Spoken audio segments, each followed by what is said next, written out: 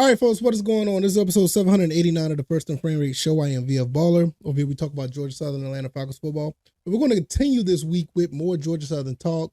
And before I get into the defensive side of the ball and talk about Coach Brandon Bailey, I really want to give a shout out to, I want to make sure I say this right, Genevieve.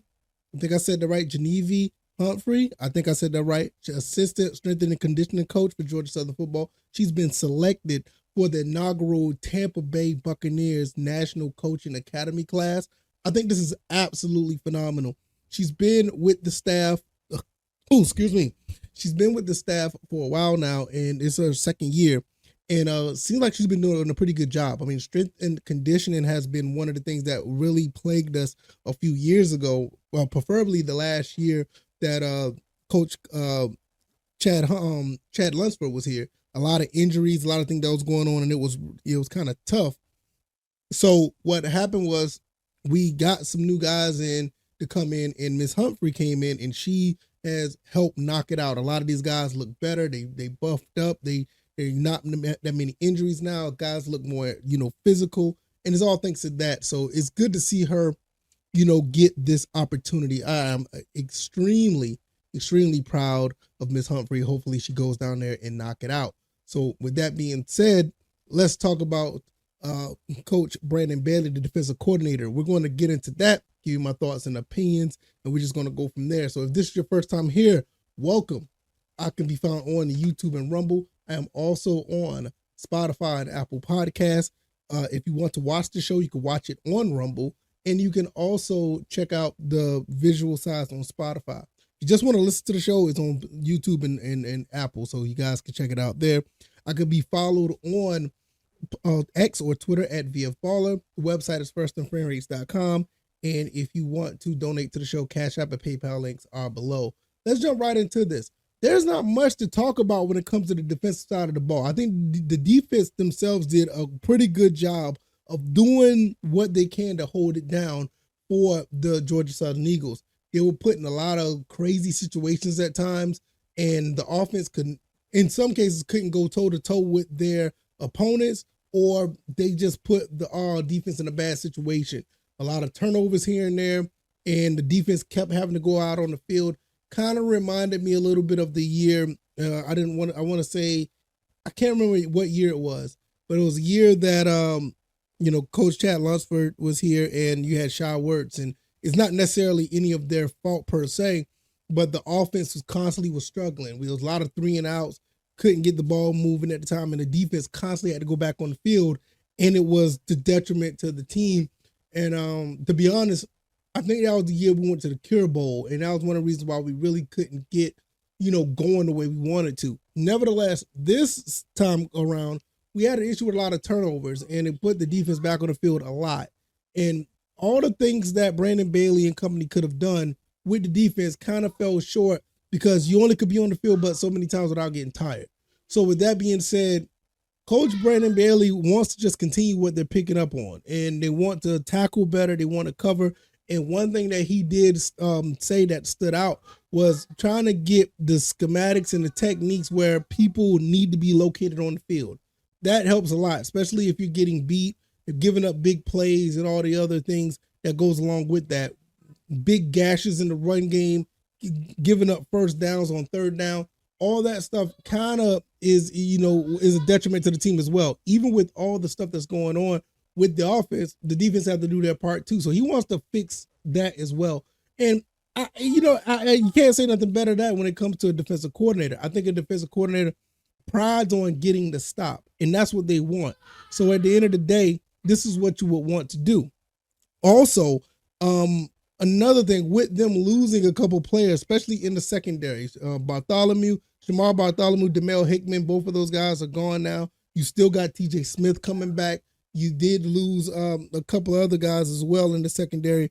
You do have some guys that are going to be stepping up, and I can't wait to see what they do. A lot of guys with some speed, a couple of, big receivers. I mean, not big receivers, but big defensive linemen I'm sorry. Big defensive backs like a Tracy Hill Jr. I mean, 6'3" redshirt freshman going to be going out there and probably getting a lot more playing time now, getting some more reps, as well as the linebackers as well. There are going to be some guys getting some reps. Now, even though Marquise Watson-Trent's coming back, that's going to help as well.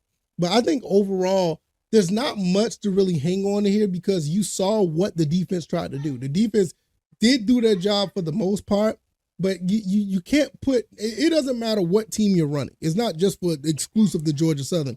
You can go and talk about, the Falcons. You could go talk about the Eagles.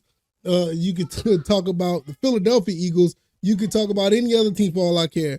If you constantly putting your defense on the field, 9 times out of 10, you're not doing so great. So even if these guys are on the field, these guys are going to have to find a way to make some things happen. And I think they will be able to. So, I mean, at the end of the day, I think these guys are in the right place. I think Brandon Bailey coming from Buffalo, I think last year he was here, and you saw the change. They tried to do some things different. One thing I did notice from 2 years ago, from last year, is the team did tackle better. That's one thing I did notice. You did get some players on the ground. One of the games I saw that was a phenomenal game they played was against Coastal Carolina.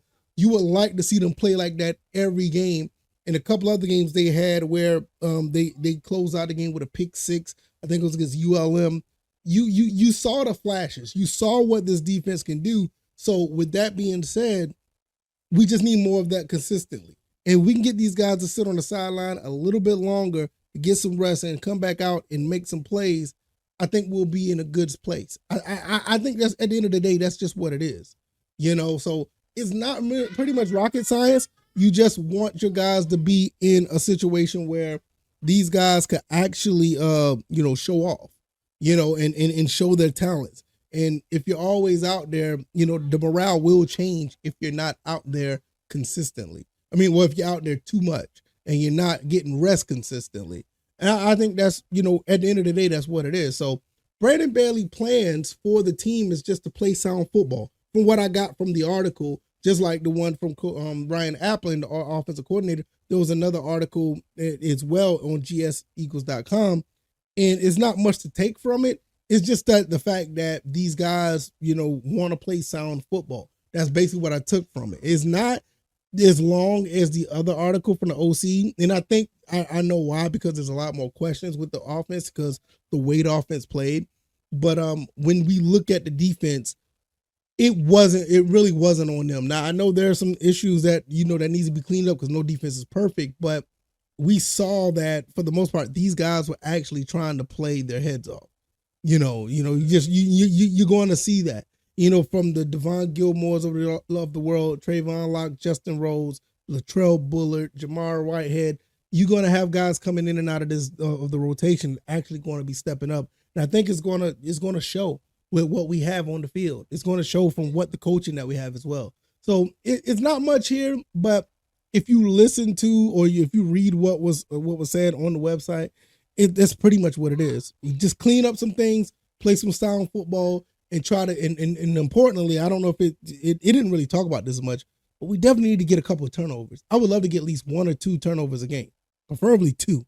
Get at least 2 turnovers a game, whether it be a stop on 4th down or pick six, scoop and score, whatever the case may be, doesn't matter. If we can get at least 1 a game, maybe 2 a game, I think we'll be an absolute powerhouse in the Sun Belt East. So we'll see how that goes, and we'll just go from there.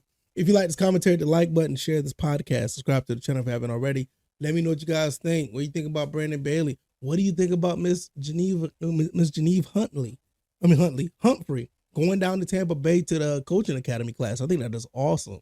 That is absolutely great. Shout out to her, and hopefully this team can get it right on track with the spring practices, and we'll see what they do in the spring game.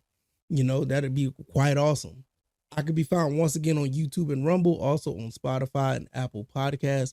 You can check me out on X at VF Baller. The website is firstandframerates.com. If you want to support the show, Cash App and PayPal links are below.